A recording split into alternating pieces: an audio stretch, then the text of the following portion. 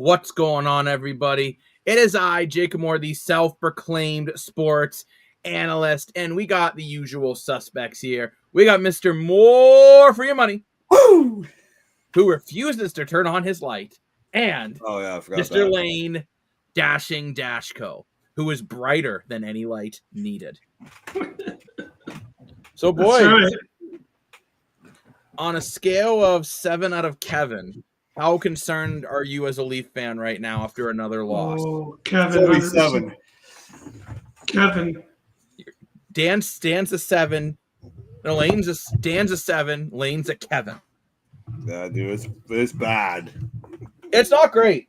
I gotta put my hat on. My hair's a mess, but it's not great. You could say that again. I will say, but before we get into all the conversations, I'm just going to quickly remind everyone to let's keep the conversation respectful at the analyst desk. We're all about real takes, not hate. Everyone's welcome to share their opinions. I'm not laughing at that. Watching Dan try to plug in a light's hysterical. Everyone's welcome to share their opinions. Just remember, we debate sports, not people. Because here, every day feels like game day. Oh my gosh, now Dan looks like he's coming out of the well.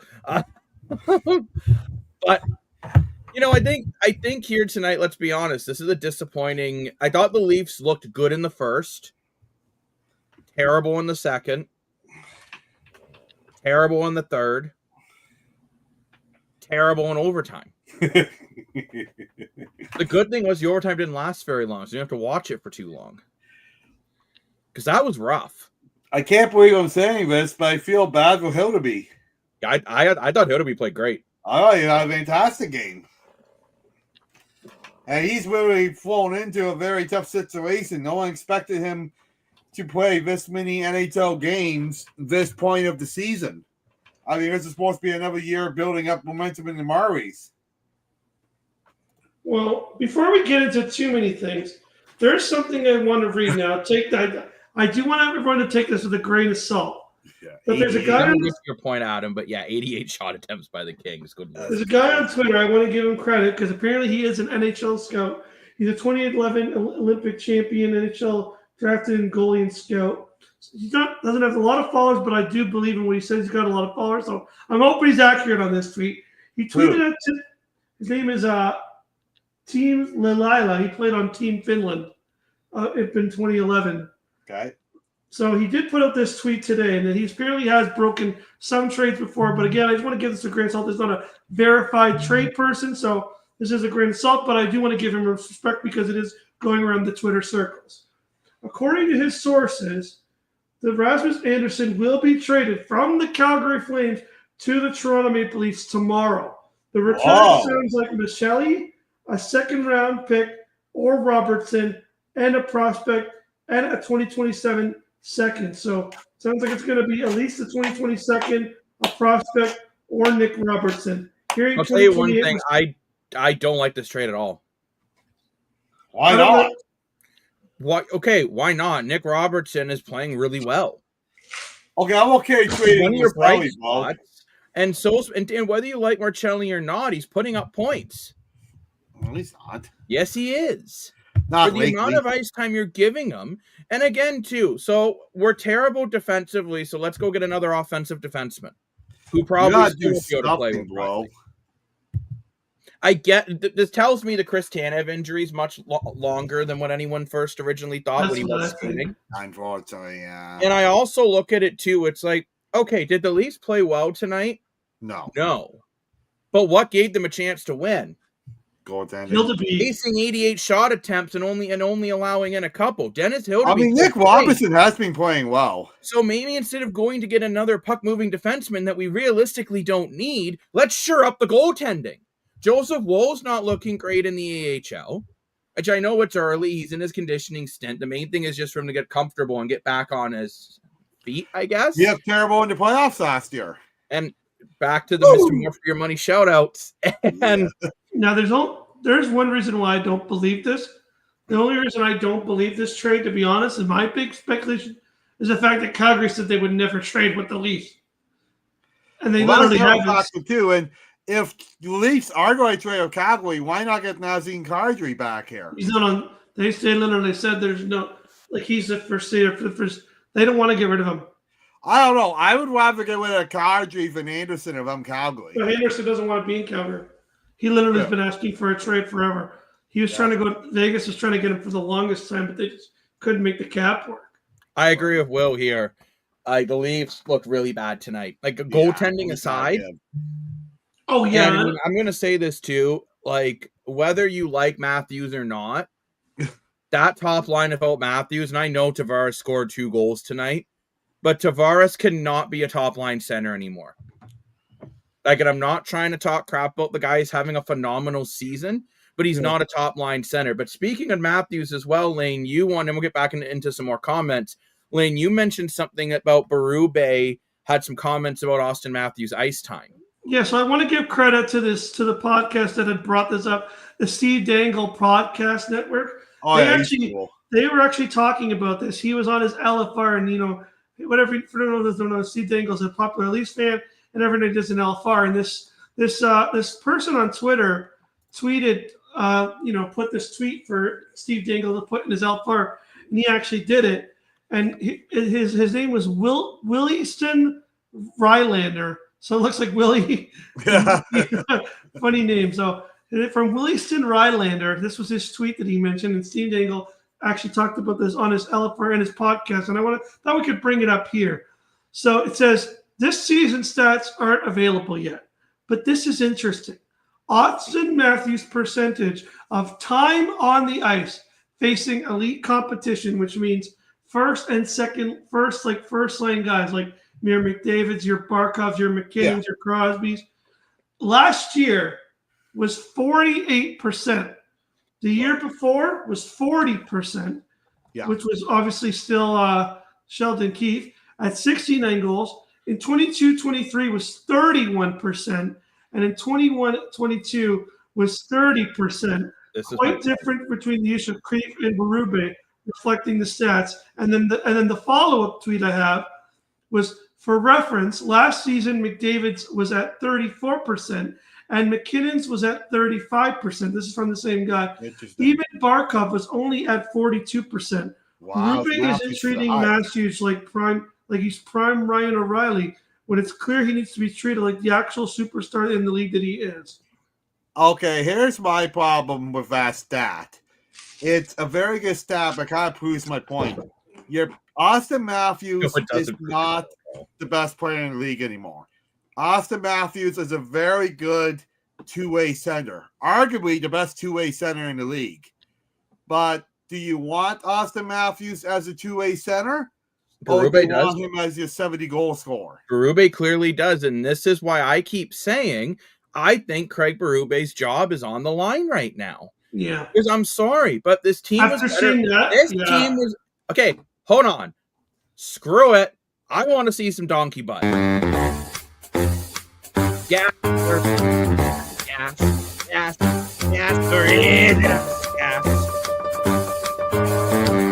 Gas. You got some comments coming in too. And we'll get there, Mr. Moore. Okay. The Toronto Maple Leafs were a better team under Sheldon Keefe. And I am saying oh my gosh, really? I am saying gas. Because this team, the way it is structured, it's not built to play Craig Berube hockey. You cannot trade fire the damn coach. I'm uninspired. You saw the way he's talking to Nylander on the bench. It reminded me of the Simpsons of old man yelling at cloud. 1,000% ass. That's a horrible take. I think that's the worst take on this show, Jacob. Is it? Yeah, I think it's that bad. It's pretty bad. 1,000% ass. Dan, they literally might be going to have to draft Gavin McKenna, which is funny because if they actually pick top 5, they get their first round pick back. Also, I'm jumping ahead a little bit in the comments from Connor, who's currently in Winnipeg for the repping the Argos. And he did want to give a quick shout out to Dan and the whole desk and everyone here who's helped with the fundraising this year for the CFL Fans Fight Cancer Walk. The grand finale is on Saturday, and we'll send pictures. Thank you very much, Connor, for that update. Thank you. Remember, if you're still able to help out and donate, you just head over to CFL Fights Cancer on social media and their websites. They got a QR code. It's so easy to donate, and just share anything you can about it because it's awesome what these gentlemen and ladies are doing. Oh, incredible. So thank you, Connor, for the update. Now we got to get to these comments. Also, I'm skipping a little ahead, but someone's agreeing with me here. Let's go. Oh. Now, we're never going to let's go. You got to catch up. The brother Zach is saying ass. Yeah, 100%. I don't know. I'm starting to say gas. Oh. I don't know. Boo. They're literally like in the bottom of the league. What has Sheldon Keefe done in the NHL? Can I hear a big zero? One. That's right. What has Craig Berube done in the NHL? Won the Stanley Cup with the worst seeded team in January and took that team to a Stanley Cup in the same year. Nobody cares what you did in the past. That's why it's you can do it again. Not with this team. They're built differently. Not with this team. Dan, you and Mike, what would happen if you got Mike Tyson's personal trainer and you tried to do his workout? You would die. Oh, probably.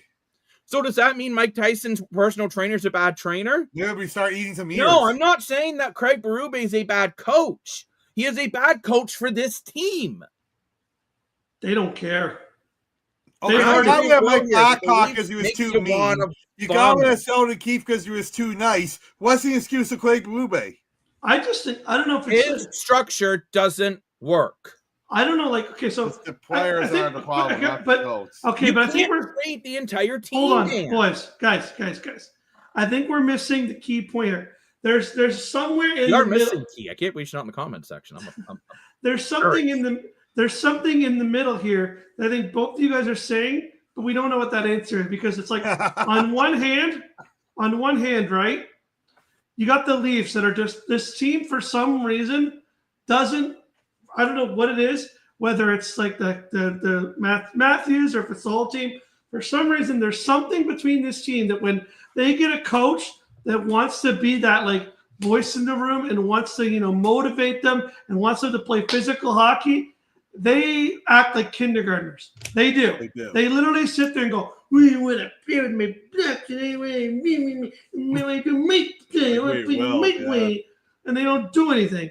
And then there's the other hand where if you let them free run, they're going to go do whatever they want, but then they don't do great in the playoff because are motivated. So there's somewhere in the middle. There's a coach that needs to be somewhere in the middle that will let them kind of do. Just meet me in the middle. And that's Craig Berube. No, he's not though. He's on the other spec. There's two spectrums here. There's Kyle. There's Sheldon Keefe that was like, "Oh, I love you. Yeah. You love me.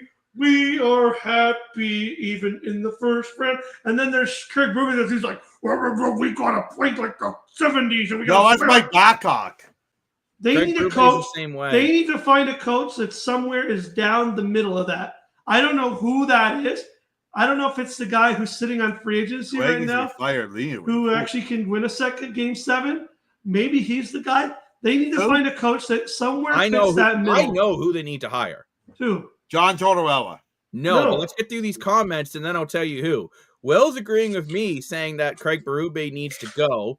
Adam's saying we need to be attacking teams more than we are, and I feel that comes down to a structure thing. Will saying let's go. And Key, thank you for. I was worried. I was like, "Are you okay?" Thank you for joining us at the analyst desk. Did you send her the link? I did. Now, do you know who I think should be the Leafs coach? Who? John Tortorella. No. He's the same as Berube. No. Bruce Boudreau. He is right in that middle of a Mike Babcock and a Sheldon Keefe. He'll give the guys a kick in the ass when they need it, but he's not going to kick them when they're down. That's the difference. He did get those Vancouver players, when they fired Bruce Boudreau, they were heartbroken. Players want to play for this man. He's a former Toronto Maple Leaf. He's got the passion in Toronto. He's hilarious. He would be perfect for what this team needs. They need I met his son the other day. More of a hard ass than Sheldon Keefe, but less of a bully than Craig Berube. That's what I think they need. And Bruce Boudreau was right in that middle. At this point, I hear Mike O'Shea might be coaching the Argos. Maybe he needs to coach the Leafs. Like, something has to change. Because you agree with me, Jacob? You like Do you kind of agree? Like, we've seen this, right? Like, we've seen this now for like 8 years, and it feels like when you get the Babcocks and the Berubes, it doesn't work. Like, you can say Coach John is not the Tortorella. problem. Dan, you're telling me Berube is so much better than Sheldon Keefe. We have won He is. one more playoff game with Craig Berube. Well, he's a better coach. I just don't think that One his playoff game. One. And the division. One. No one cares about the division. Yeah, I got to. Do you think the Winnipeg Jet fans are happy that they won the President's Trophy? No, they don't give a crap. Yeah. But Do you honestly think, Dan, do you think the Hamilton Tiger Cat fans, Lane, are you happy that the Ticats won the East? No, you can ask Zach too. Or are you pissed off because they couldn't win in the playoffs? Yeah, you can ask Zach in the comments. He probably said the same thing. Brandon's saying this team sucks. They do. And for everyone saying, it's because we lost Mitch Marner. No, it's not. Wah! That is not the reason. You are scoring more than you were last year. Your two main Not because you lost Mitch Marner, it's because you got $6 million on the table you're doing nothing with.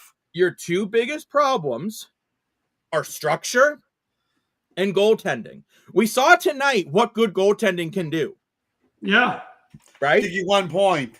Oh, they shouldn't have even got a point tonight. They really shouldn't have. Rangers smashed Tampa last night. The Rangers are another team that I think you could see some major changes coming soon because I think they're goes way deeper than Marner. That's 100%. It does. Everyone and Dan, I'm sorry, but you're taking a cop out route, saying, "Oh, it's just because they lost Mitch Marner." No, it's nothing to do with losing Mitch Marner. He's a baby. It's the fact that you got $6 million on the table you're doing nothing with. But Dan, there are plenty of teams that aren't max to the salary cap that are having we're good stupid. seasons. We're the mecca of hockey. We got the money to spend. No, we're not. Spend it. No, we're not. By the way, I just want to say, honestly, it clearly proved the way no one was even talking about the Leafs when the Jays were in the World Series. Toronto is not the mecca of hockey. Whoa. Number one, I will say this. Whoa. Montreal fans are way more educated than Leaf fans are. Oh, come on. I can't even compare Montreal. This is they got kicked 7-0 by Dallas tonight. 1,000 times more electric than the ACC. Oh. The ACC, they'd rather watch the damn Jays game on the Jumbotron. Well, they go and get their glasses of Chardonnay with their pinkies up. It's ridiculous. Oh, come on, Jacob. And Dan, I agree. Quit your whining. Nobody was available to replace him. Yeah, tons of people. Like who? Who? Victor Arvidsson. What drugs are you on? And the guy from Edmonton. What's his face? The guy used a Wolchek or whatever. Guy who played in Carolina. Ignore my hate speech comment for me at the beginning. I can say this because he's my brother. Dan, you're on glue. No, but seriously. Yes. I'm not saying you're never 100-point guy, but you need the closest player was Nikolai Ehlers, who is having around a comparable year to Marcelli. Yeah, he's doing terrible. I don't know, man. It's just, I don't know what it is at this point, but like, I just disagree with the, like, I don't know, funny. And it's funny, ever since I literally. Dan, you need a timeout. I feel like ever since I met Craig Berube. I really feel like ever since I met Craig Berube and wished him good luck, everything's been off the rails. So maybe it's my fault. That. Maybe it's my fault. Oh no! Maybe I shouldn't have gone up to him in Central Arena. Making a good point here. If you decide at some point that this year's a disaster, do you just try to get a pick that's going to get you Gavin McKenna? Well, you have your pick. Where did that get us getting Austin Matthews? Nowhere. Dan, but to Lane's point, the problem is under Craig Berube, instead of Austin Matthews scoring goals, you're telling him to defend the top players instead of Nicholas Waugh, who Brad Treliving got to defend top 6 forwards. I think this is just idiotic. I think the bigger problem is under Craig Berube, who's actually a real coach. Matthews is again. I'm going to go back to their toddlers. When you tell them how to play, they're like. Me, and when you're doing me. I don't agree. I think a team. That's how they're playing, though. They give up. Okay, Jacob. They look like guys that. I said this to my friend. They literally look at the teenagers who work at Spirit Halloween when they're like, "Here's your costume. $1.22. Here's the debit machine." Do you know what this is doing? And then I'm going to get to Key's comment that I put on the screen here. This is like saying to Dan, we have Dan and Usain Bolt in the same room. We have one person needs to sell 10 cars to win a contest. The other person needs to run a 400-meter dash. Dan's going to run the 400-meter dash, and Usain Bolt's going to sell the cars. That's what Craig Berube is doing. He did it again tonight. You're down. You're trying to. You're down a goal. I get they tied it, but you're down a goal. And instead of having Nylander on the top line, he randomly takes him off and puts Dakota Joshua on it. That was weird. I'm sorry, but he doesn't. He changes the lines every time he's bored, but the lines don't make any freaking sense. He has Steven Lorentz playing center. Hasn't played center since freaking high school.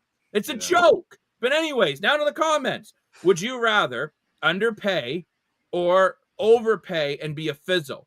Apparently in the off season, our Blue Jays are overpaying. Give yourself a bow, GM. You're broke and we'll love it. Yeah, I am hearing the Jays are going to be willing to overpay guys to be competitive and get back into the World Series, but there's a difference there because there's no salary cap in the... I hope the Jays are aggressive. I hope we see a lot of new guys. Brandon is saying right now the Leafs draft pick is a projected top 5. It is. So if you're in the side top 5, you get your pick back, which is odd. Also, to a comment that I realized we missed from Adam is the only way I would like the Anderson trade coming is with a guaranteed extension. Losing Robertson and Marcelli, however you spell it, would suck. I agree with Adam there. It can't be another rental player contract. I'm sick and tired of trading. What is it like? Look at all the rental players we got. Brandon Carlos sucks. Scott Lawton can't stay healthy. Yeah, we got him over a year of Boston. Like, we can't keep trading away the future for guys with either no term or guys that are brittle, like, I don't know. I think your point of firing Craig Berube is ridiculous. But one thing I'll say to support that point is I think he's really mismanaging Nicholas Waugh. Nicholas Waugh has been only playing 12 minutes a game as a Maple Leaf. As a Vegas Knight, he was playing 16 minutes, close to 17 minutes a game.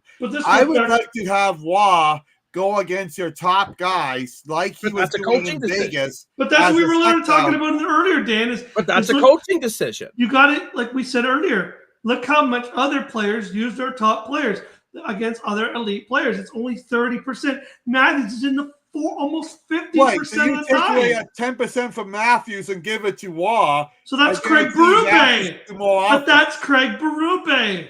Yeah. And to comments from Will here, this is a great question. Do you think complete lineup change would make a difference or replacing the head coach? And the problem is, Will, about the line changes. I think at the end of the day, you can change the lines all you want, but unless you're actually going to stick with them for 3 to 5 games to see what they can do, it doesn't work. Like he's never mind throwing the lines in the blender. He's throwing them in the crock pot, the slap chop, the slow cooker, the easy bake oven. Flex tape. And I agree with Will. There's been a lot of stupid lineup changes. Yeah. And it's interesting here. Adam brings up your point about Waugh. The problem is that Berube isn't using the players properly. Waugh's whole role was to shut down the top boys on the other side. And he won a cup doing that. But Dan, you're saying don't fire the coach, but then you're also saying the coach is being an idiot. Dan, I want to ask you this. If Sheldon Keefe was the coach right now with this record, would you want him fired? 100%. So then fire Craig Berube. No. I don't care what he did in the past. Mike Babcock. How many coaches do you have to go through? We've gone through Mike Babcock. We've gone through Sheldon Keefe. We're going through Craig Berube. We've gone through Ron Wilson. We've gone through Randy Carlisle. You're talking how many coaches do you go through? You can't even talk about Wilson and Carlisle. It's back when there was Phil Kessel and Dion Phaneuf was the core. Still have Morgan Riley. Well, yeah, Morgan Riley is not the problem. I get that. But I'm just saying, how many coaches do you go through?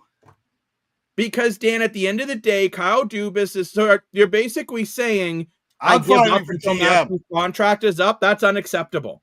I'm firing Brad Treliving. He put this team together. No, he didn't. This team sucks. This is still...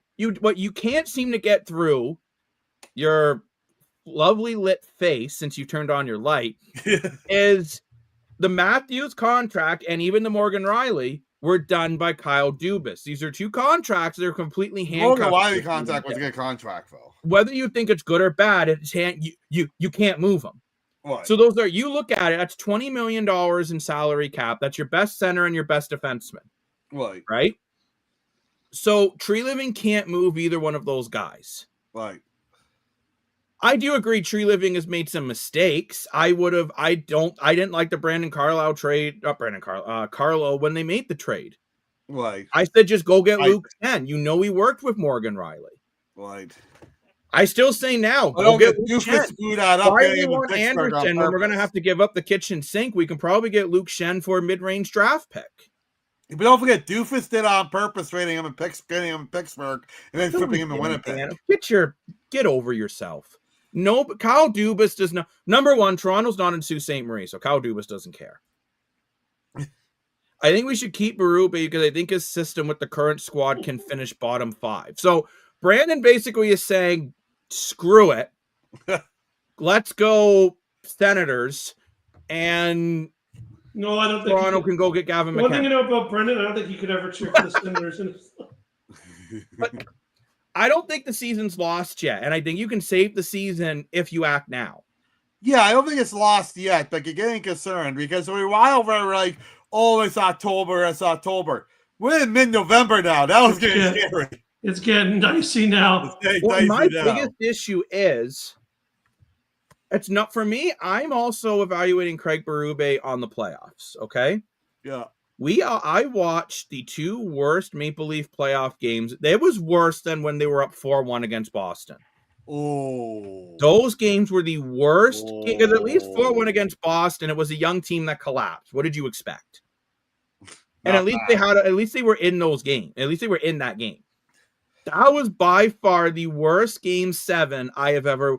That was as bad as when the Argonauts decided to just throw more touchdown passes to Montreal than their own team in the East Final 3 years ago. That was the worst do or die game I have watched in my entire life. And in my opinion, that the evaluation goes from game 5, game 7, and the start of this season.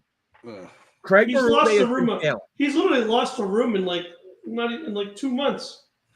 Because at the end of the day, he is just old man yelling at cloud.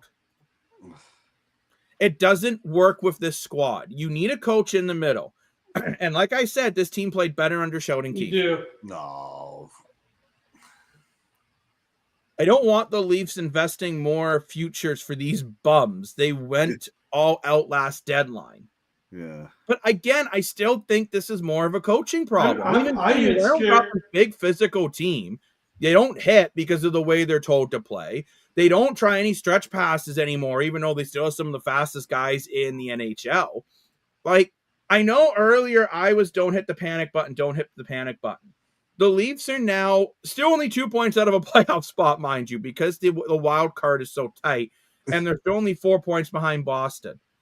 But the issue is, if they continue to go the trajectory they're going, which, by the way, they have scored quite a few more goals this year than what they did last year. So again, stop whining about Mitch Marner. It's not Mitch Marner personally. It's the money left on the table. Dan, this lineup is more than good enough to win games. Obviously, it's not. Obviously, it is. It's a structure problem. You know what scares me too? There are people talking about the Edmonton Oilers should fire their coach, and they're in the playoffs right now.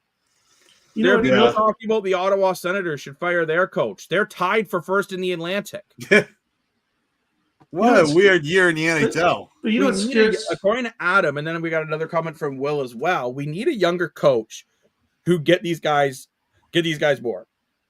Hiring an old, outdated coach hasn't worked. I hope Berube can figure it out, but I am losing patience. You know what scares me, guys? And again, Will's saying 100% coaching problem. Go ahead, Lane, and then I'm going to put out an ultimatum. You know what scares me, though? And I came to him. No, it actually does. It's like that sound effect. It's like, ah! Do you have that sound effect nearby? This is me right now. Easton Cowan with a healthy scratch today. He's And got there's an rumors of Maris. He's and Mitch there's a- Marner 2.0. and there's a rumor that maybe he might be the prospect going for the Ravens. I hope they You don't know what trade it him is, now. right? And I'm not going to give out my source because that's not how I roll. But I heard that Easton Cowan was not very pleased he was sent down. Well, no kidding. And he felt shouldn't be sent down. So I think he's been putting up a stink in the Marlies. They just cut David Kempf because of that. They don't want these attitude problems. I mean, David Kemp's a different situation. Call me crazy. Would you guys be I surprised think this if team is better with Easton David Cowan is Kemp in the traded for lineup. Rasmus Anderson? I don't see David Kemp. No, I don't think David Kemp fixes anything. So at the end of the day, Craig Berube would still put out Austin Matthews to shut someone down instead of David Kemp. I don't know. I want David Kemp in this lineup. He was killing penalties. He was Elford defending the lead, right? And I would I don't know. My problem is I don't know who you take out because that Semi Blaze, I really didn't know who he was, but he's playing very well. Steven Lorentz is one of my favorite tanks of all time last few years. And Kelly Youngquo, as much as I was not a fan of him in Calgary, he's played well as a Maple Leaf. They can't really take him out.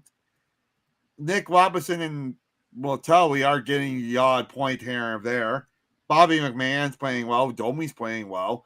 So I want Kemp in the lineup. I don't know who you take out. That's the hiccup. I have a post-game quote from Craig Berube from the level of panic from the Leafs. I wonder what you guys think about this. Panic is never going to help, but there's a level of urgency for sure. It's been there for a bit, but I'm not going to panic. It doesn't help anything or anyone. Credit to Jesse Blake of this. But what do you mean, don't panic? Yeah. Oh my gosh. I guess You guys From suck. perspective, by the way, Sheldon Keefe's last year as a Leaf, at this point, the Leafs were 10-5-3. And where did it get from? Nowhere. It got them to the second round of the playoffs, which got him fired. Yeah, One less win than Craig Berube, and it was 1,000% less embarrassing. Ugh. I don't know. Oh, I can mute Dan's mic. But maybe we'll get that trending on Facebook here. Brandon saying the contract gave to David Kemp just to terminate 2 seasons later is comical. That was way too much term. Well, I said I when we signed him. If How's the Cowan Duke has this attitude contract? issues, I'd be surprised given that we haven't heard any of it. Again, I'm not going to get into who I've heard it from or anything, but I did also hear some things back when he was in London. So I don't know, but I do agree, Adam. And when I'm saying this, I'm not saying he does have an attitude problem. I don't know him personally, and I haven't heard these things myself. I'm just saying what I've heard. Sounds like doesn't care based on the quote. So this is what Will's talking about, the quote that you just read off. With Mr. Craig Dash. Berube. Yeah. Oh, Berube. Maybe he doesn't care. Maybe he knows his job's still safe for now. Well, I don't think he knows that. You know, this is kind of outside Toronto noise, right?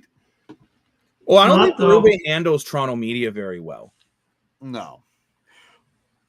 If anything, you need Paul Maurice for that. But Yeah, interesting he's question not for you. even Have you ever still loved a player after they left? Nazem Kadri. Yeah, 100%. The Leafs have never Jack Hyman. replaced him. No, Sorry, nice Lane? is Zach replacing Hyman? Hyman nicely.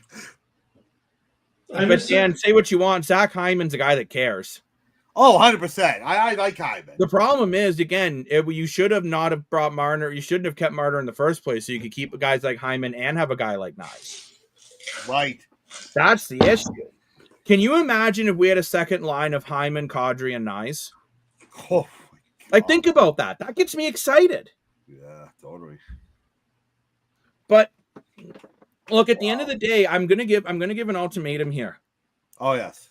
If the Leafs are not in a playoffs, if the Leafs continue this trajectory by the end of November, I think Berube will need to be fired. He's basically got 2.5 weeks to figure it out. I say No, ass. Because the way they're playing right now is completely unacceptable. They're being outscored. They're being outworked. They're being out hustled. They're being out hit. The only reason why you got a point tonight was because of your fourth string goalie. Third string, is he? He was your fourth string up until they cut Caden Primo. Okay, Primo was a joke. But more or less, a fourth string man, you got a point because of a fourth string goalie. Actually, I think that was another mistake done by Brad Treliving. I think if we had Hillaby up instead of Primo, we could have had a couple more wins. I think again, it goes back to starting to check himself out. Kadri is still loved in this city, same as Hyman. Absolutely, they're both loved in this city. I'd love to see both of them. I mean, Hyman's definitely not going back to Toronto. No, I would love to see Kadri come back. Who said he'd be open to it? Yeah, but it is when you think. You know, it's funny when you really think about it, right? There's a reason why Brad Marchand would never come to Toronto, and it's not just because of the weather. It's because he knows that those guys that wear that jersey aren't motivated, and even he couldn't fix it. Same with Corey Perry. Corey Perry would be the perfect fix for his team. As much as I'm angry about him needing John Tavares in the Montreal series in 21, that was an accident. No, it wasn't. That was painful to watch. But it was an accident. Corey Perry would have been the guy who fixed this. I would have handed Corey Perry all the money he wanted as a free agent. You want $5 million as a 40-year-old? Take it. Want $7 million? Take it. Can you imagine we have got Corey Perry and Jonathan Taves about to come to this team? Yeah, your point exactly, Mr. Daskell. Jonathan bleeping Taves. He would have fixed it. Wouldn't make a damn difference because Berube wouldn't use him properly. You got Nicholas Waugh. You got Marcelli, you are now playing on a checking line. He's not a joke. You got him on a checking line with no one who can shoot. You get Dakota Joshua and tell him not to hit. You get Brandon Carlo, who can't skate, and put him with Morgan Riley, who's your best offensive defenseman. You lose Mitch Marner and put OEL on the top power play unit, who can't keep up with anybody. Craig Berube's a terrible coach for this team. And until you realize it, this team is going to suck. It feels like he's trying to build a puzzle, but he's got 40 different puzzle pieces from different puzzles. I hope he's trying to build Lego with Mega Blocks. What? He's trying to build a Lego set with Mega Blocks. I hope you're all saving his take, because I think in a couple of weeks it's all going to backfire. Craig Berube's going to have his. I don't know, because I thought tonight, Dan, I can't even say this. After the first period, I thought this team figured it out, and then they went back to their old ways again. Even coming into tonight, I actually was positive and thought, you know what? The Leafs are going to win tonight. Everyone's been dogging on them. Everyone's been saying they're terrible. They need to trade everyone. They're going to win tonight because this will be the game that they somehow snap out of it and they're going to win, and it's going to be okay playing the parade. And then they lost again. Yeah. They didn't just lose. They got their butts kicked. Yeah, we did. Only, 15 shots on goal? But it's interesting here. Key's asking if you feel players get coaches fired. And yeah, I do. Players stop playing for a coach and then they get fired. Yeah, 100%. And I think these players have stopped playing for Craig Berube because no matter what they do, he just screams at them. He calls them out in the media before he goes into the locker room and talks to them. Yeah. So like you guys still think this is all happening. Hold on. Comments. And I think, Lane, you started to come around to my point when I brought it up comparing Craig Berube to Ryan Dinwiddie. And how we felt Ryan Dinwiddie lost the dressing room of the Argos because he kept going to the media crying. And I feel it's Craig Berube doing the same thing this year. It's true. I do agree. It did feel like men against boys tonight. It really did. It felt like, you know, when you're in like a rec hockey league and you're the only good player, that's how I felt Dennis Hildeby felt like tonight. Yeah, I got to give credit to Dennis Hildeby. Give credit where credit was due. I mean, we saw Dennis Hildeby in a couple Marby games last year, and he looked really good down there. And now you got him locked up to a nice, friendly contract, and he could be your NHL backup goalie this season or next season. I'm on your backup right now. He's your head. I know. And it's not even close. I know. Like I said, I think if you started him in the beginning of the year instead of Primo, I think you got a couple more wins to your belt. I think we're having a whole different conversation. I don't think so. Because I don't think goaltending's been part of the issue, but it's not been the only issue. You maybe have 2-3 more. Primo only started 2 games. I could have stopped the shots of Primo started either 2 or 3 games. Bud. Okay, so you have 4 more points. Okay, I say Kellerby wins the 2 games of Primo started. You have 4 more points. You're in a playoff spot. You just say you're 4 points behind Boston. By the way, Dan, you're being called out again. Made me smack my hand against my head. Craig absolutely sucks, and they need to reevaluate his contract, how long they want to keep him. I could see the Leafs looking into kicking him out the door after the season, or maybe absolutely shocking us with a crazy move. Yeah. Well, didn't Kelly have a meeting with Berube? Not yet, but I think he will soon. And Adam is saying he feels it's half and half. Coaches get themselves fired and players do it as well. Players won't play for someone who they feel isn't using them properly and how they should be used. Right. Look, it's one of those things at the end of the day, I do feel the Leafs are being mismanaged right now. Yeah. And until you actually fix the problem, I think this team's going to continue to really struggle. Yeah, I think so. It sucks. It's very disheartening for Leaf fans who thought Berube was the answer. And again, Dan, you are. And by the way, even if the Leafs were in a playoff spot with the way they're playing, I would still say I think you got to consider firing Berube. Yeah, because I think the Oilers should be considering firing their GM, even though they're in a playoff spot right now. True. Now, One other question I forgot to mention. I believe tonight Philip Myers was not playing. You have that Morenson guy instead? No, they're just out. They're just down so many defensemen. No, because there was that Mervis guy from the AHL. He was playing tonight. Yeah, he was. I would have played. Myers hasn't been playing well this year, though. I get that, but at least he has a good shot. I thought that Mervis kind of looked out of place tonight. I'm not trying to badmouth the guy. He's playing in a very tough situation. I've seen him in the Maoris. He played very well for the Maoris. I think he has potential of being an NHL defenseman. And, I feel bad for any Maori players playing this year because we're expected to fix a problem they can't fix. But I just think he looked out of place. I mean, I know you can't. I think you're blaming a bottom 6 defenseman for the reason why this team is terrible, and this is exactly why Leaf fans don't get the bigger picture. No, I'm not blaming him. That's what I was just trying to say. I'm not blaming him for all this, but I'm just saying maybe something like that makes the Anderson rumor trade more likable. You know. To me, this is just Berube just throwing needles into a haystack, just hoping it works. Yeah. You know what's bad when the comment section talking about how we're 88 days away from pitchers and catchers reporting. Yeah. Well, we got another comment in from Will coming in hot too. Do you think they will make necessary moves to make the change since the performance is down of this team? And I hope so. Yeah. If not, I'll tell you one thing. If this team, again, does not succeed in the playoffs, or if they even don't make the playoffs, Tree Living and Berube, I think, will both be gone. 100%, yeah. If we don't make the playoffs, for sure. Because this has been a disaster. Because even though we all knew this team was not going to win the division, we all knew that.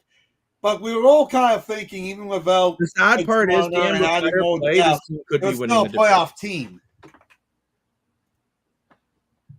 Right? The sad thing is, Dan, with better play, this team could be winning the division. Oh, yeah, because the whole division's struggling for whatever reason. It's frustrating. Yeah.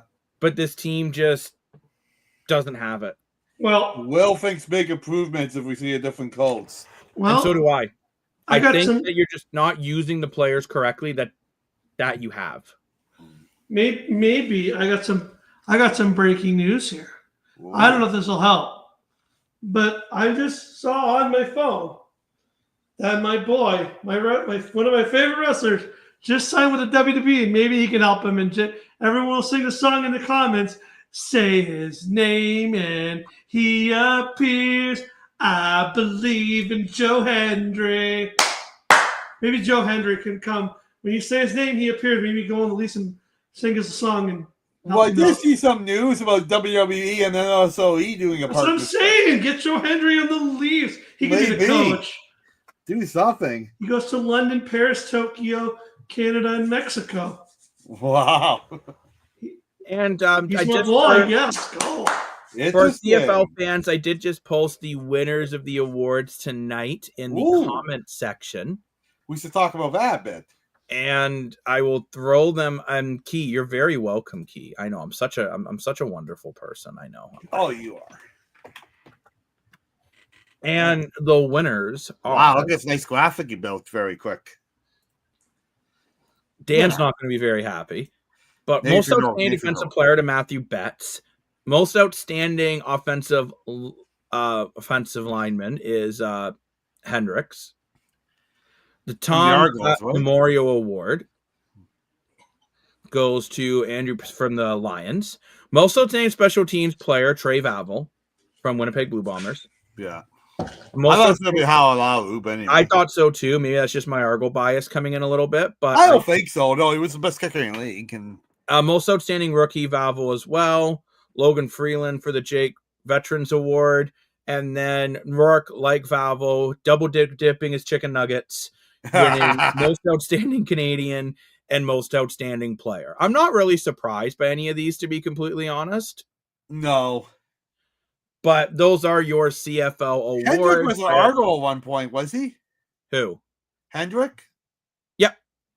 He's not Argo now, is he? Nope. No Argos won today, but that's okay. Yeah. The Argos did not have a good season this year. But those are your CFL awards. I've also thrown them in the comment section there for everyone. But very cool. Those are your CFL awards. And hey, that is one good thing if you're a Leaf fan. You can still not care about them at least until Sunday. As the Grey Cup is happening this Sunday. I know Connor's down in Winnipeg right now representing the Argos. Since the only way the Argos are there is if they bought a plane ticket themselves. So Ginger Argos are representing the Argos. Yeah, he is as well, and I'm sure there's lots of other different fan bases. I know, Dan, you said you saw a whole bunch of Rough Rider fans at Union Station heading to the airport. Overall this whole week, That's cool. because I commute via train and subway to school. And for the whole week was Rough Rider jerseys all over Union Station, taking the uppest west person. So. I just want to say I'm so proud of my boy Nathan Rourke. It's 100% that was deserved. And I'm glad that Dan's now on the Nathan Rourke train too. We can finally get him that T-shirt. I mean, I don't like the guy, but I gotta admit he really stepped up another gear this year. I know he still lost in the playoffs, but I can't say he lost because it was his fault. He was actually good. Balls. He stayed competitive. Saskatchewan is a very, very good, well-built team, right? But I didn't feel like he cost him the victory this year. No. And Nathan Rourke, I think he grew up from being a boy to a man this year. I think now you can say he's a man. Too bad Austin Matthews can't do that. Well, I was just going to say that exactly. And let's be honest here, right? It's the same song and dance of Austin Matthews we saw last year. Last year, he was underperforming. So then his whole injury, he was injured all year. He never performed. Now this year, he's underperforming. He's magically injured again. But he swear to us up and down, all through preseason and all through beginning of the year, Austin Matthews was healthy. Because he was healthy at the start of the year. No, he wasn't. That's like... Dan, have you ever had a cold before? What? Have you ever had a cold? Yeah. Liar. You told me you were healthy. I'm about as unhealthy person as you can get. That's not true. You don't smoke. You don't vape. True. I smoke cigars. You don't put light bulbs in your weenus. No. How would I do that? Well, you'd cut it open and then you'd stick it in the elbow. Why would I do that? But look, I think at the end of the day, I really feel with Austin Matthews, it is more of a coaching problem than it is a Matthews. And Anthony Stars, can we just all admit it that he's faking injury right now? No, I personally think he's just overworked, and I think he got an injury because he's never played this many games in a row before. Mm.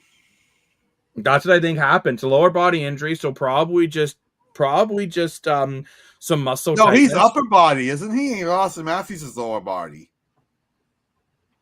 Oh, Dan, you are being called out again in the comment section. I'm loving the comment section today. I'll even be like, oh my God, Matthews hasn't even been playing that bad. I disagree with this comment. To score 50+ point goals and shut down the big boys and penalty kill. But he's not even a point the game player. You know what, Adam? I agree with Adam here. It's because you're using Matthews the wrong way. See, lanes with me. I still think he should be better. Like, yeah. At the end of the day, if you're Austin Matthews, you got to be on that McKinnon level. You got to be. You're the captain now. You should be having 27 points and wrecking the league if you're that good, and clearly you're not that good. Look at Connor McDavid last night here. He just not last night, but 2 nights ago, whatever it was. But he just took over the game. Have you seen Austin Matthews do that all year? To shut down the top players, though, and neither is Nathan McKinnon. They're not put in those defensive positions because they use their bottom 6 guys to do it, like you're supposed to. That's like saying, you know what? Kawhi Leonard, when he was a Raptor, sucked because he did not get nearly as many blocks as Jonas Antetokounmpo. So he was a bad player. I feel bad for Wah because I feel like Wah's not playing well as a Maple Leaf, but I don't think it's his fault. I think if he was given more ice time, I think he could be really well. This is a vicious desk today. I got to agree with Key. Oh, well, Jacob gets very heated of the Argos. I get very heated of the Maple Leafs. Lane is always heated. So it's just, if you live with Lane, you literally don't need a furnace. Yeah, literally. You're just sweating all the time. He's so full of passion, he heats the whole house. Yeah, exactly. My room is really hot half the time. Yeah. But you know what, guys? Let's actually pull up Austin Matthews' stat line. Oh, boy.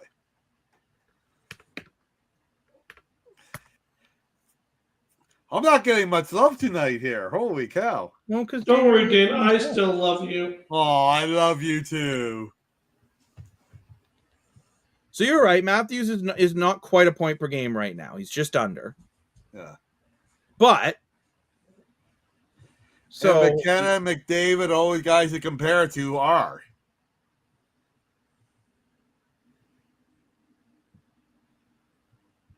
Even Connor Bedard is at this rate. Yeah, 100%. Look at Connor Bedard. I think Connor Bedard, I'm actually surprised. But Dan, Connor Bedard is not asked to shut down anyone. No, but I'm surprised David isn't here with us. But if David is here with us, Chicago is playing Toronto on Saturday. That's the next team they're playing in Chicago, I believe. And I'm scared as a Maple Leaf fan right now facing Chicago. And I think Connor Bedard has done the same thing that Nathan York has done. I didn't like Connor Bedard before this year, but he's grown up from a boy to a man. But Dan, Matthews is still on pace for 47 goals this year. So what? Yeah, exactly. So what? That's his job. That's low for him. Exactly. Okay. Well, then why do you? Okay, then you know what? Alexander Ovechkin is useless. That's the same logic. He had a fight the other night. He KO'd the guy. Who cares? I do. Yeah, and I agree. Matthews isn't in the same situation as McKinnon or McDavid. So, like, they're not the same player. And I'm not comparing. You two are the only ones comparing Matthews to McDavid and McKinnon. Because he's getting paid like it. No, he's not. And he's the captain. Which was a bad decision, and I agree with it. I agree with you there, but that's not his fault. We're supposed to say, no, I don't want this anymore. Ugh. Yeah. Remember Ovechkin? Everyone wanted to give Ovechkin the captaincy when he was too busy drinking. And he said no. Shouldn't be the captain. He's not a damn leader. He's won one bloody Stanley Cup. Ovechkin's a joke by your logic. No. By your logic, the greatest goal scorer in NHL history is a joke. Because in the playoffs, he chokes more than Gordon Ramsay does on undercooked fish. He's won one Stanley Cup. How many attempts? By your theory, Sidney Crosby's a joke because he couldn't win a Stanley Cup without Marc-Andre Fleury. No. Yes. Where's his cup without Fleury? Where is it? Okay. Where is it? I'm waiting. 6-7.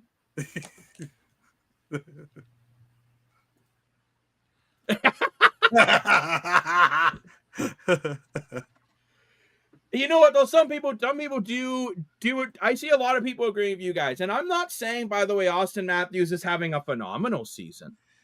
He's not. I'm just tired of him You guys sucking are every acting like year. Austin Matthews was the biggest issue on the team. And maybe if he was being, how much do you want to bet Austin Matthews at the end of his contract will go somewhere else and be a 100-point player? Only in Phoenix. Look at Connor Bedard. Everyone, you included, said give up on Connor Bedard. Bedard is now the best player in the NHL. Yeah. Yeah. Will's on my side here. But you're right about Bedard, Dan. There you go. Which I'm glad. The gold medal Canada win is always something I'll remember, so I want Bedard to succeed like mad. So seeing him start to find himself is awesome. Yeah, Bedard right now is arguably the best player in the NHL. Yeah. However, Bedard is not asked to shut down top line players. No. I do agree with you on that. Barkov is a bad player. Do you think Sasha Barkov is a bad player? No. Why not? He gets less points than Connor Bedard's on pace for. Yeah, but he also gets paid less money. You're on drugs. Oh, okay, not Connor Bedard. I meant Connor McDavid. I didn't say McDavid. I know, but that's what I was thinking in my head. I've argued Sidney Crosby's a better all-around player than McDavid because he's a good two-way player, but McDavid will get more points than him every single year. Oh, for sure. Yeah. You can't just go by points. You go by what the coach is asking him to do. And under Craig Berube, Austin Matthews has not been very good. I'll just say it. I think Austin Matthews is an excellent two-way center. I really do. I'm really surprised how good Matthews is as a two-way center. I give him a lot of respect for that. However, I think this team was better when Matthews was a one-way center and getting 65-plus goals. Okay, but then you're saying that's not, but that is the coach. I agree with you there. It's time for the damn coach. Gosh, I'm turning into the lane in the show tonight. Coach, get him out of here. I'm being calm tonight. I'm being like, yeah, you're just chilling. Dan, you were literally saying I'm just Ralphing him on the bus. I'm in danger. No, but like you're literally saying everything that's bad about Berube. Oh, but keep him because I like his haircut. Yeah, basically. Like, screw it. Justin Bieber may as well be the head coach. Oh. That'd be amazing. And I do agree with Brandon that Berube utilizes Matthews way differently than Keefe did, which is why Matthews' goal production is drastically down. Yeah. When your job is to shut down the top player instead of score, you're going to score less. And Matthews has done an excellent job of that. Austin Matthews is also a +8 this year. On a +9, sorry, on a team that's outscored every night. That's impressive. Like, to put it into perspective, that's stupid. The Leafs bloody website doesn't even show ± year to year when you look at stats. Does it? Yes, it does. Oh, wait, yes, it does. You're right. So funny enough, though, with Matthews being more defensively focused, his best ± years were still with Sheldon Keefe. Because he's getting all the goals, right? Austin Matthews under Sheldon Keefe in 81 games at 107 points. Yeah. Guys, you got to start looking at it. If your coach can't utilize your best players, you can't get rid of the best players. You get rid of the coach. I agree. If it continues, we're going down this way. I just feel like Craig Berube is the best coach you've had in a long time. He's not. And I don't want to give up on a Stanley Cup winning coach. He's not. Dan, stop thinking about the past. Well, what's the point of having a resume then? Okay, because so the resume is showing. But Dan, let's say I'm going to be a door-to-door vacuum salesman. Yeah. And when I worked for Dyson, I sold 10,000 vacuums in a year. Yeah.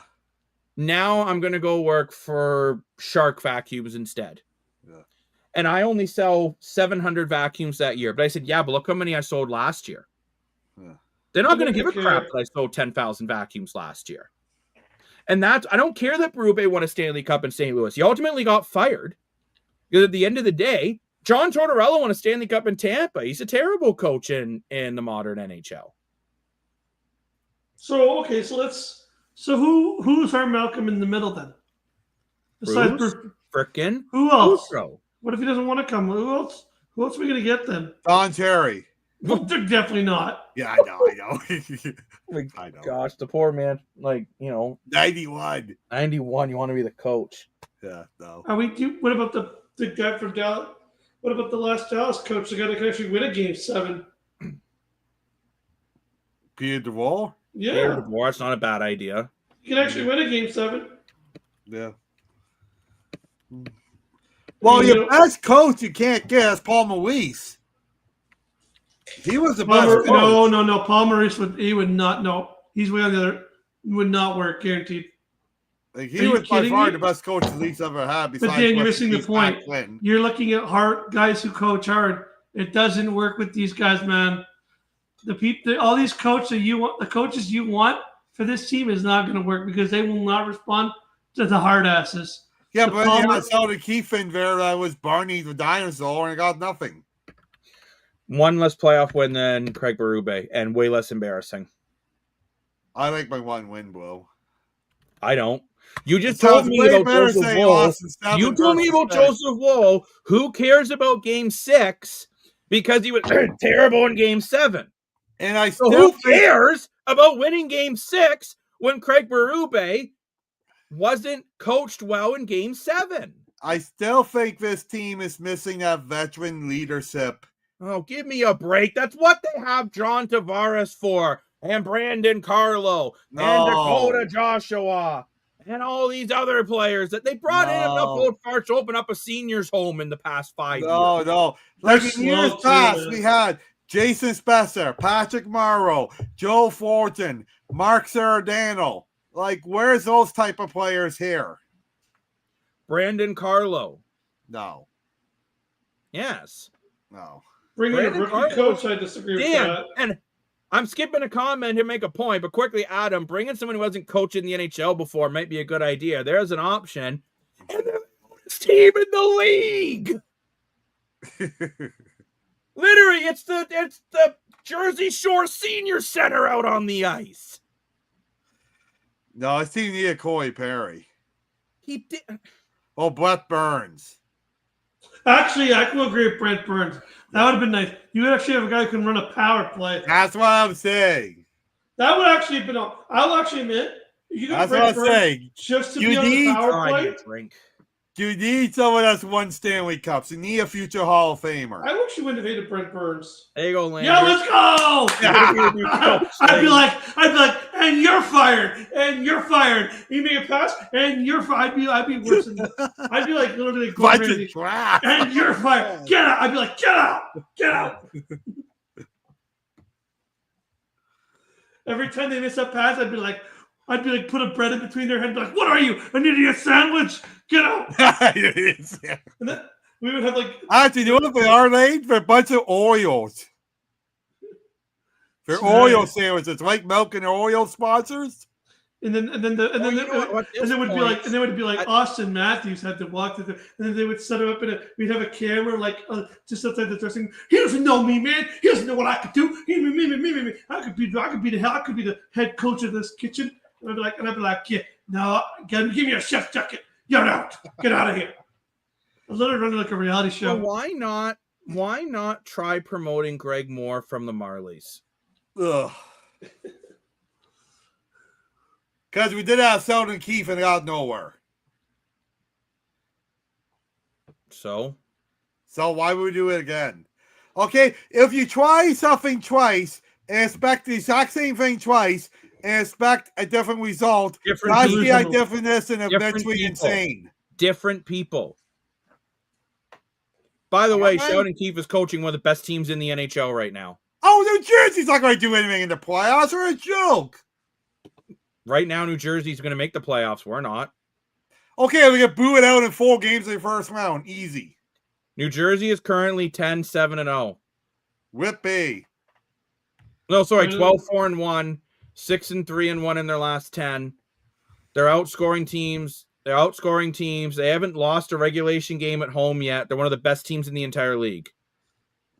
They're going to need nothing in playoffs. If anything, I got to gas their ass. Devils kicked our ass a few weeks ago. He's right. I got to gas their ass. I got to gas their ass. Oh my gosh, I get to sing. Ass is ass. Ass, there is ass. Or is it ass? Gas their ass. Gas their ass.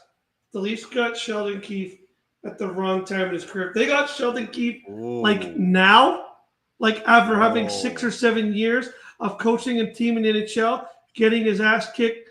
So getting his ass kicked in the playoffs, having the failures, making the playoffs. If they got the Sheldon Keefe now, like today's Sheldon Keefe, like when he's already had the experience, he knows what it takes. He's had the experiences on a different team. He knows what it takes to get to a team. They would have been so much better off than having him when he was a rookie. I'm actually going to say gas of that. I agree with you, Lane. Because look at New Jersey. You look at they got Sheldon Keefe, but we don't see playoff success. Who was learning on the job, and unfortunately, the Leafs at the time didn't need a guy who was like my first shift bro. They needed Craig Berube when they started, and they need Sheldon Keefe now. It's almost like they've done it backwards. They had Sheldon Keefe when he was trying to learn, and now they have a guy who's like this big bully in the room. He's like, I'm going to yell and scream at you and treat you like a 2-year-old, and then they don't want to play. I agree with Will on that one. Yeah, Will does not like my idea of just promoting within. No. But I do agree with Lane's point about Sheldon Keefe. But the thing is, we don't really know until New Jersey makes it to the third round in the playoffs, which I don't see them doing that this year. Here's an interesting one here about good old McDougal, who went undefeated with UNB in 23 and is currently with the Moncton Wildcats in the Q. Huh. I just think a rookie coach. That's a really interesting one. Again, though, I don't think the Leafs should have a rookie coach, so they need someone in the middle. Yeah. Brandon, I don't think likes the idea of what you're saying about Keefe. I actually do. Yeah. The coach isn't young. Well, maybe he's forever young. I just think you need to find a guy in the middle, and whether that is Bruce Boudreau or someone else. What about Hunter from the London Knights? I know he's not leaving tried it and it didn't work. He's not leaving. I'd be really surprised if he left the OHL. I would love to see Barry Trotz make a comeback to the NHL. He is in the NHL. He's the GM of the Preds. Well, okay. Well, I guess doing a terrible job, but I agree. But he's a better coach than GM. Yeah. I thought it was a great team he put together, but obviously it wasn't. Either that or do the Leafs hope that maybe Carolina gets fed up with Rod Brind'Amour by the end of this year when they lose the I like Rod Brind'Amour. I still think he's too much of a hard ass too. Maybe Mike Sullivan if Pittsburgh doesn't end well this year. Sullivan's a good coach. Sullivan would be the right. Todd McLennan, that's not a bad option either. No. What about Mitch Love? He won back-to-back AHL Coaches of the Year. He's currently an AHL assistant. Does he yell at his team when they lose a game? No, but again, I think you can yell sometimes. But Lane, if every time you talk to me, if I just screamed at you, wouldn't you just start tuning me out? Yeah. That's my point, and that's what Berube has done. The problem is, I think he yells at the team whether it's the worst play in history or maybe they ice the puck once every 10 shifts. Right, yeah. It just doesn't work. Like, they're scared to even make a pass. They have a very short The other thing window, and I think the window was passed. The other thing we kind of forgot to mention about this bad stretch is Adam makes a great point, too, about Dale Hunter, about his brother owns the night, so I doubt he'd go, especially after what happened with his brother. Yeah, I understand that. Yeah, I know it's unlikely, but I was trying to put it out there. I know we haven't talked about this yet, but this just shows you how valuable Chris Tanev is to this team. But they were bad with Chris Tanev, too. But not this bad. The penalty kills gotten a lot worse. Yeah. I think Chris Tanev is one of the most underrated defensemen in the league. I really do. So just for if you guys are wondering, I'm talking about Mitch Love. He's currently the assistant coach of the Washington Capitals. Yeah, But I forgot he was on. No, never mind. They definitely won't pick him because he's on leave for investigation for, I believe it was gambling. Oh, that's right. Yeah, I forgot he was under investigation by the NHL, so we're definitely not going to bring him in. I thought, he won back-to-back NHL Coach of the Year. I still think Bruce Boudreau would be a really nice fit. Yeah, I can see that.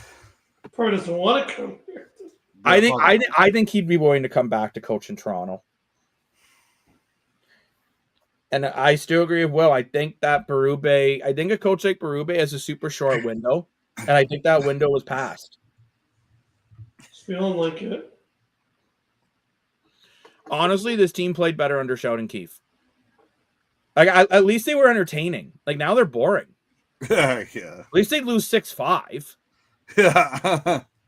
Like now they're losing. They're with 15 shots on net, and they're boring as hell. They don't even shoot. I don't know. I think we could rewrite this whole script when Chris Tanev comes back and we start winning again. Dan, they weren't winning. Going to look amazing. I mean, look, Keith. Berube's going to look amazing.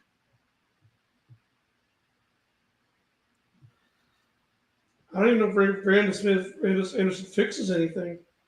I don't know if Chris Tanev really fixes anything, dude. I'm just saying. Are we going to be happy if they get Rasmus Anderson tomorrow? No. Not if I'm trading Nick Robertson, who's been one of your better forwards. Nick Robertson has been playing really well. He started the year slow. I know he didn't do anything tonight. And he does kind of like a joke when he tries to hit someone, but at least he tries. And seeing those reading more about Berube, he's currently working for the NHL Network as a studio analyst. Let's be honest, I'm sure he'd love to be back behind the bench. He's always said he really wants to coach the Leafs. You mean Bruce Boudreau? Yeah, Bruce Boudreau. You sick with Berube. Whatever, Bruce Boudreau. Well, that'll be Craig Berube's job by like Christmas. Oh boy. Oh. I'm okay giving up Marcelli the other way. But Marcelli's been playing well. No, he hasn't. Yes, he has, Dan. Oh, Cowan, that's the other thing. You gotta look at maybe Cowan, with Cowan being a healthy scratch, maybe he's on the way out. He's a valuable asset. If they make this trade and trade Robertson or Cowan, I think it's just showing desperation. And I don't think Rasmus Anderson really fixes anything. I think Marcelli is a wrong piece to bring in day one. I've said that since they got him. I hope that's true. I didn't know who he was. You also said Steven Lorentz was the wrong player to bring in when they got him. You also said, why the hell did they draft Matthew Nyes? He's just another idiot from Arizona. I'm really hoping Marcelli has 8 points in 17 games, and he's a +2, while only playing an average of 13 minutes a game. What more do you want him to do? For me. What do you want him to do in 13 minutes? More than 8 points. Dan, he's on pace for about 43, 44 points from a third liner. It's not enough. That's plenty. No. Yes, it is. You go on and on. You like these other guys. Yeah, because like Josh was a -7 with 5 points. But Charlie doesn't hit. Who cares? What's the point of having a third liner doesn't hit? Because you didn't bring him in to hit. That's the whole point of a third line. Not necessarily. This is. No, it's not. Yes. I need a drink. I don't know. It's going to be interesting tomorrow. You go on, you love Max Domi. The freaking -9 with 6 points. I love him. Marcelli's playing way better than Max Domi. Maybe it's Max Domi's the one who's being traded. No, you gotta keep. I actually wouldn't hate that. Why do you have to keep Domi, Dan? He's not getting any better. He's just getting worse. You gotta keep Domi. He's expensive. He can't play. He's not good enough to play center. He can't play on the top line this year. When you put him up there, he was god awful. You only put him up there one game. No, he was up there for. And that's the other problem too. Let's just admit I was right from day one. For top line, you're not right. Has to be Matthews, Nylander, and Knives the whole year. It can't, because you don't need players. That's fine. If there was a trade, the players wouldn't have played in tonight's game. That's interesting, though. That's a good point. And Dan, you're being called out. Let's hear some solutions instead of complaining all the time. Hitting isn't everything.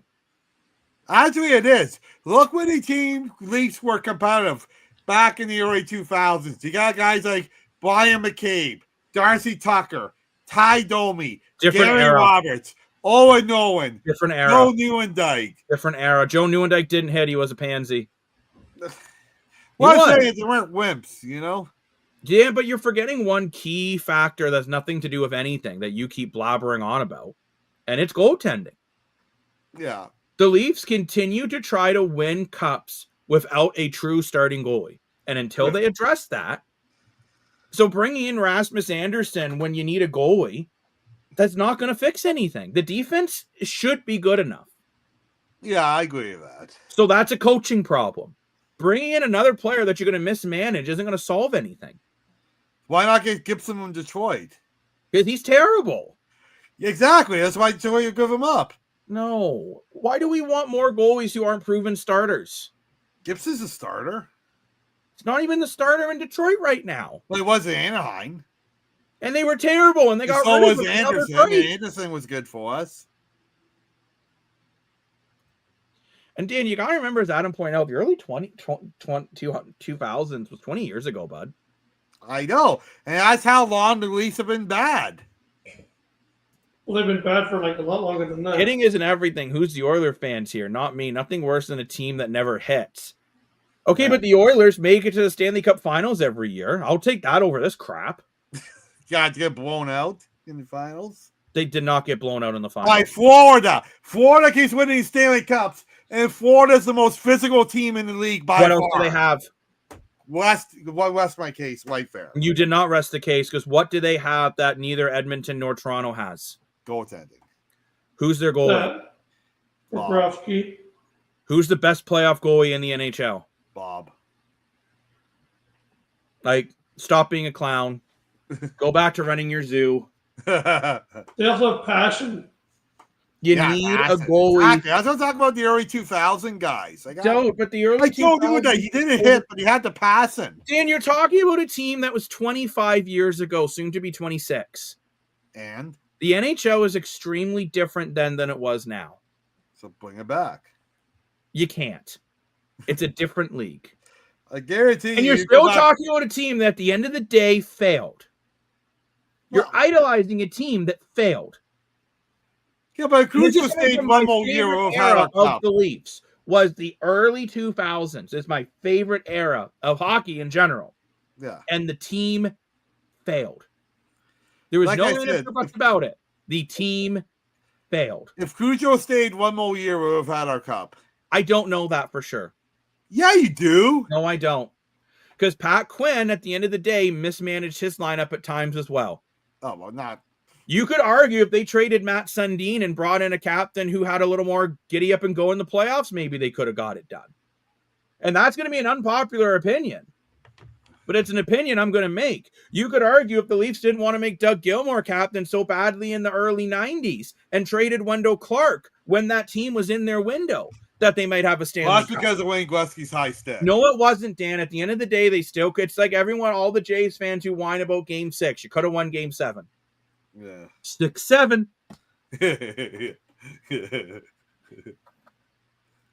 I loved how I didn't think we were going to go on for very long tonight. We've been on for an hour 20 minutes. I know. It doesn't feel like it, does it?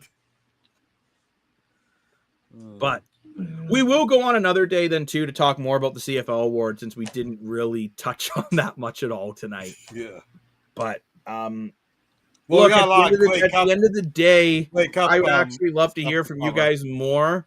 Maybe send us your opinions on the Leafs, and we can have a show where we break down a lot more opinions on this team. Give you guys a day or two to think about what you think needs to be done. You see our email down there, and let's have a conversation. Send us your questions. Send us in your videos. We can run the videos live on the show as well.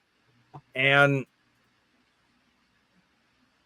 like at the end of the day, I think this Leaf team needs a lot more than just bringing in another defenseman. Yeah. Like if you were saying they were trading for Cale Makar, then sure. Then yeah, I'd be excited. I think Anderson's like, I don't think we need another defenseman, but anytime you can add someone like Anderson, I think is a pretty good idea. But we don't even know how true this is, right? We don't. You know? But I just wanted to. I know there's no not verified, but it's been on Twitter all night. But the person has been credible before. Apparently, has got something right. But don't forget, 20 years ago, at least we were going to get Glenn Murray. That never happened. Dan loves talking about 20 years ago. I do. It's my childhood. But yeah, I don't know anymore. Yeah, Anderson only has 6 points in Calgary and -1.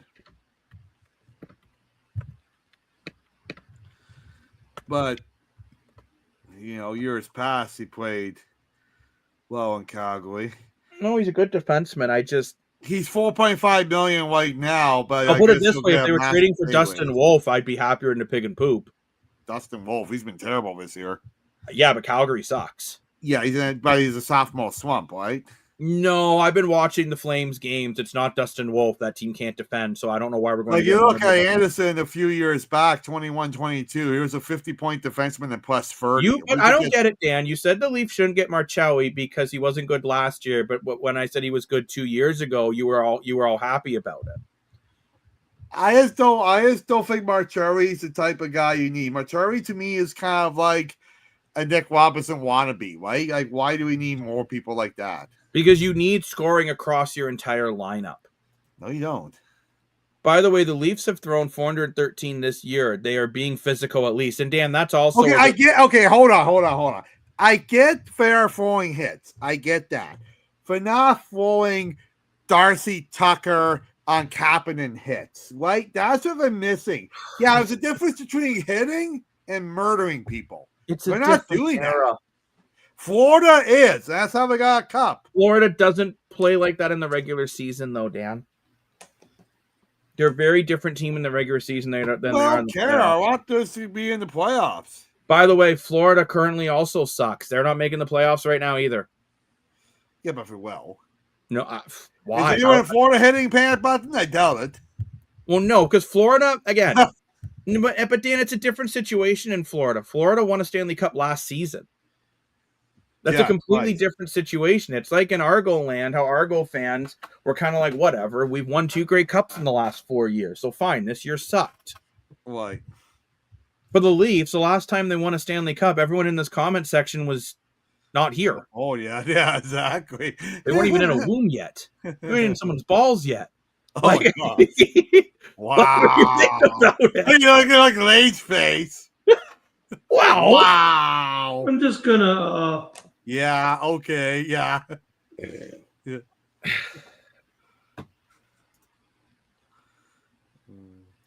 Stop moving the damn post. Killing people doesn't get you wins. Yeah, it does. Then you don't have to face them. No, it doesn't. Well, I mean, you could argue the Dodgers hit George Springer so many times he couldn't even bat. So there's something to that. Yeah, exactly. Yeah, you guys comparing baseball physicality to hockey is kind of a joke. I love Springer, and I mean, what he did, what most baseball players would never try to accomplish. But look, the Jays lost that game. I can't believe we're back to this. But the Jays lost the World Series because at the end of the day, they couldn't close it out. It had nothing to do with anything else. The Jays lost because they lost. They had a lead and they blew it. That's their own fault. Like, sorry, but it's accurate. Whether you guys like it or not, and whether you like it or not about the Leafs, the reason why they're losing is because their structure is bad. Mm-hmm. The team has the talent. The team has the size. The team has the grit. The team has the scoring. The team has the defensive players and the goalies who are good enough, even though they're not playing to their full potential. They say they have all this stuff, but they're still not winning. So that means they don't. But that comes down to coaching. When you work at a furniture store and you're not selling any sofas, you don't fire every single salesperson. You fire the sales manager. Well, you know I'm right. So right now, the coach is the problem. You can't get. It's not like the CFL where you can change the team every year because they're all 1-year deals. Yeah, that's true. But seriously, so you have to make this team work. Yeah. And yeah, do I agree if every move Brad Treliving's made? No, I don't. I didn't like the Brandon Carlo trade back when they did it. Mm-hmm. I said giving up Fraser Minton is going to be a mistake. Yeah. I think giving up Alex Steens was a mistake. I didn't give him up. He just left. Well, He's why like, "You're not not gonna sign play me him? He for got some 36 reason." goals with the Maoris last year. I think he would have looked really good in his lineup. He's a big guy. He can score. He's physical. That would have been perfect to replace Mitch Marner. By the way, for any rap fans, NF has a new album dropping in 39 minutes. That's So, right. Yes. There you go. Yeah. And as another comment about I never like giving up a first for Lawton. I thought they gave up way too much for Scott Lawton. I mean, I think he's a good love player, Scott Watson, but he wasn't worth a prospect and a first overall and a first round pick. Yeah, grab check. Forchek, Batchek, Baychek. Yeah, I really like that kid. Funny enough, too, he's the type of player that you would think would really fit in a Berube system. Right, exactly. Like, I don't feel Berube and Treliving are on the same page on what this team needs. That could be it, too. So that means I really do feel at the very longest, I'm giving Berube until the new year.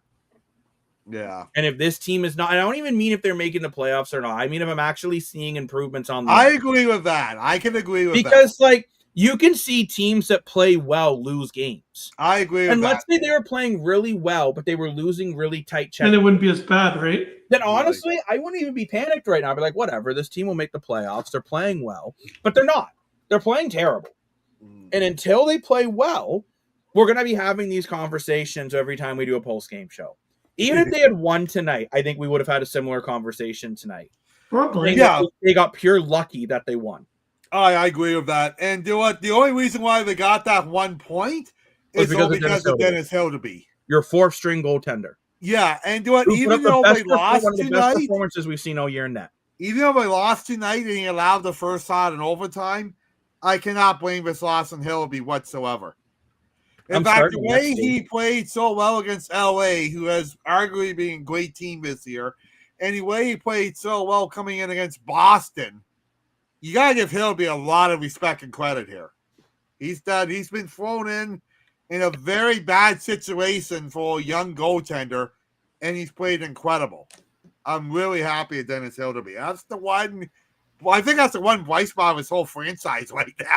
Well, no, like John Tavares is currently having a really strong year when he's a second line center. I mean, I know he had 2 goals tonight, but he can't. I don't like him on the top line. No. And Matthew Knives is a bright spot. William Nylander is a bright spot. Okay, I shouldn't say one, but your top guys, are doing what Berube's asking out of them. What Berube's asking out of the top guys. Like, Knives has more points than Marner. Tavares has more points than Marner. Nylander. Just because, Dan, since you keep whining about Marner, just to kind of prove the point. Yeah, but it's not Marner. It's the cap. Nylander's got more points than Marner. You're leaving on the table. That's my problem. But Dan, again, so they're going to bring in, let's say they bring in Rasmus Anderson, right? Yeah. You've spent the money. But I don't think he's the right person to spend the money on. No, you just said spend the money. So let's buy them a $5 million coffee machine. I think the defense is the one part you have good. The reason why we're doing so bad right now. It's terrible. The defense is horrible. Yeah, because they don't have Chris Tanev. That's not why. You can't keep using one player to excuse the entire roster. Yeah, I can, because Jake McCabe looks terrible without Chris Tanev. And because Jake McCabe's terrible and because Chris Tanev's not playing, Morgan Wiley and Carl and Benoit are playing more, so they look terrible. And then you got AHL defensemen and Marinson, or whatever his name is, and Myers. You've been terrible. So, yeah. It's coaching. I can blame this whole thing. It is 1,000% coaching. Because you look at the way this team is trying to play, even when they had that lead, they stopped attacking. They just tried to shut it down. And this is not a team that's built to shut teams down. No. They're built to outscore them. So outscore them. Right. Like it or lump it, this team played better under Sheldon Keefe. Because that system fit this team better than Berube's system. At least they're more entertaining. At the end of the day, they're being paid to be entertainers, and this is not entertaining. No.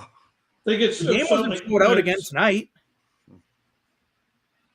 And you can say it's because there was the soccer going on at BMO Field, but I don't think that has anything to do with it. I could have got tickets for under $100 for tonight's game on StubHub. Why didn't you go? Because I'm not paying to watch this crap. Lane, do you want to spend $100 to watch this team play like deal with dog poop? I honestly don't even want to go for free right now. Oh my gosh. Like at the end of the day, that is the true way to get this team to change. Stop going. Which will never happen because it's a corporate crowd. Right. But I haven't even been entering the contest like I usually do. Well, look, at the end of the day, I think Berube could be fired as early as the end of this month if it doesn't turn around. But I could also see them giving him until the Christmas break. Yeah, I agree with that. Christmas break. I think that's too long, though. Well, the only good thing is, Lane, so many teams in the East are underperforming. Right now, you're not that far behind. But the only problem is you fire Berube, then you got to find a new coach. That's going to take some time. That's hard middle of the year. As Brandon said, I was at the game for free on Sunday, and I wanted a refund. He was. He was at the game for free. Wow.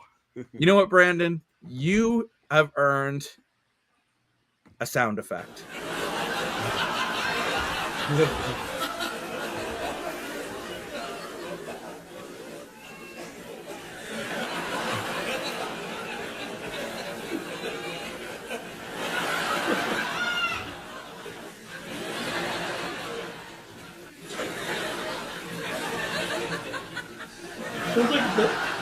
Sounds like an 80s comedy club. Good. Maybe they need a Pink Pony Club. I don't know what this team needs, but they need something, and they need it fast. Yeah, 100%. Like, oh boy, I feel like a disappointed parent. Yeah, literally. Yeah. I mean, I am angry, but I'm more disappointed in the way this team's playing. Yeah, for sure. And until they start to play better, I don't know. I really think it's coaching. I think it's coaching and goaltending because we saw what happened with decent goaltending tonight, and they got a point. Yeah, I think if this team was better structured, I think this was a winnable game that they lost. Yeah, I think so too. They've lost a lot of winnable games this year. Yeah, we have. And usually by November, this is when this team starts to heat up, and they're not.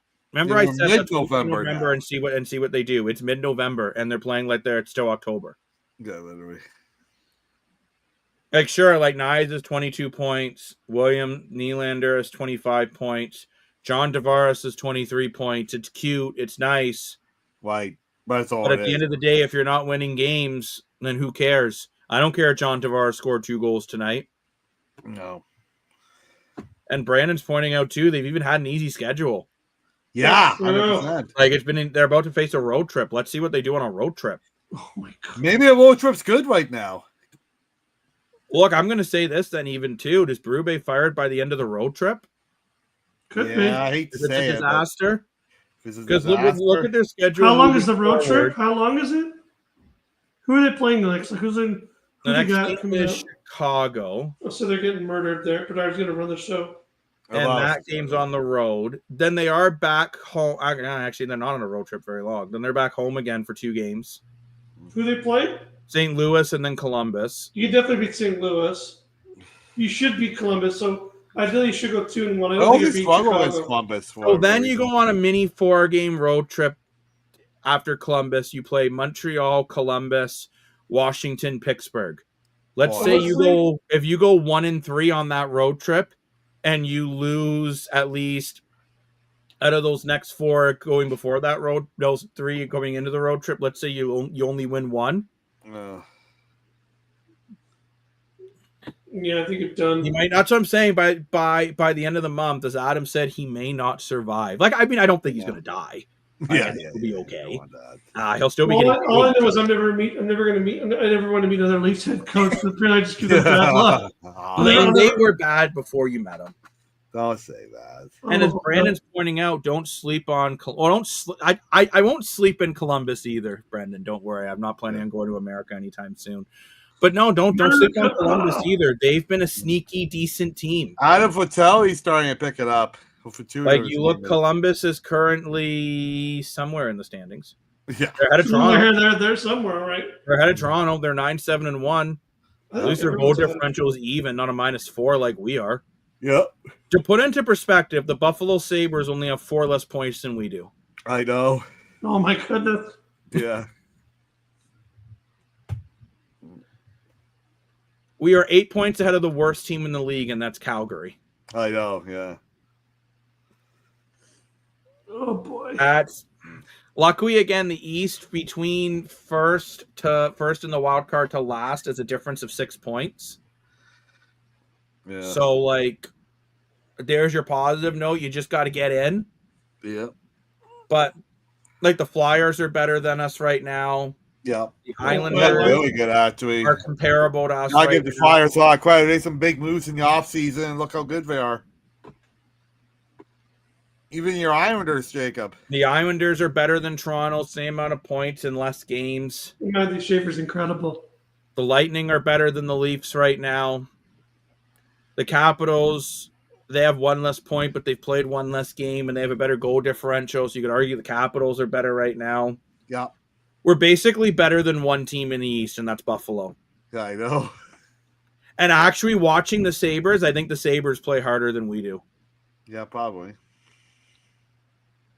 Right now, if I was a betting man, which I'm not, I would put my money on the Islanders making the playoffs over the Leafs if I'm just going on pure. Oh. So I would too. Yeah. Matthew Shea, they're showing exactly why they got rid of Noah Dobson. Yeah. Look, Islanders are up 2-0 over the Vegas Golden Knights at the moment. Yeah. Yeah, take that. I'm assuming you mean on Sunday, Keeks, but taking Montreal because I still haven't heard if Alexander is injured. This is Alexander, I think, will play, but he does have that calf injuries flared up again.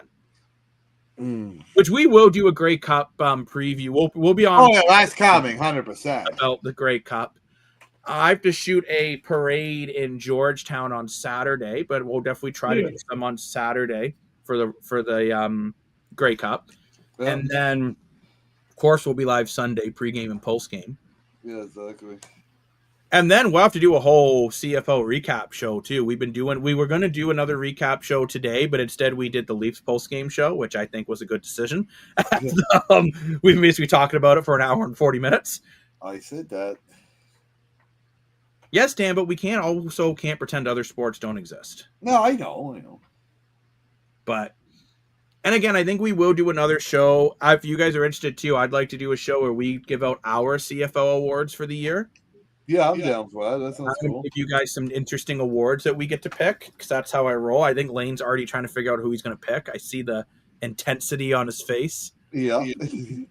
But, well, I think though on that bombshell, ladies and gentlemen, I think it's time that we sign off for the night, as it is 11:33 at night.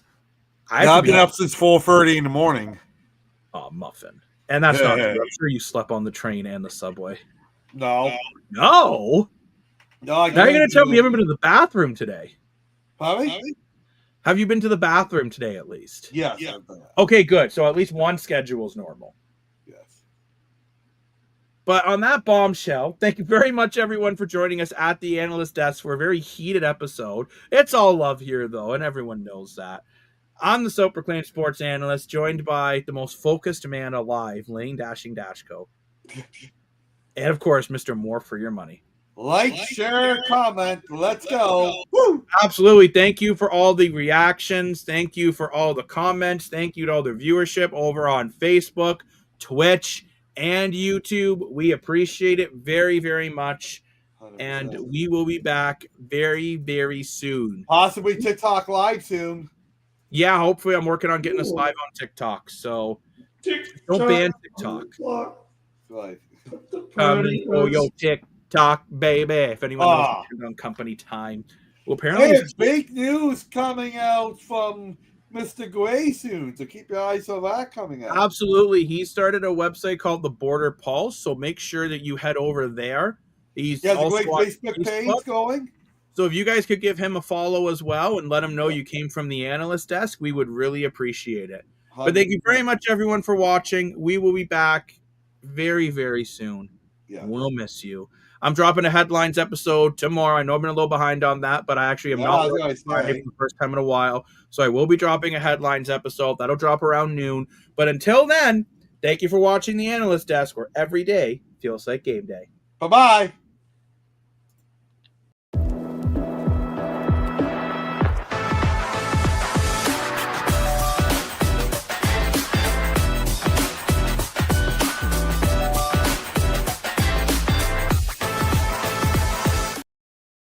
I know Dan's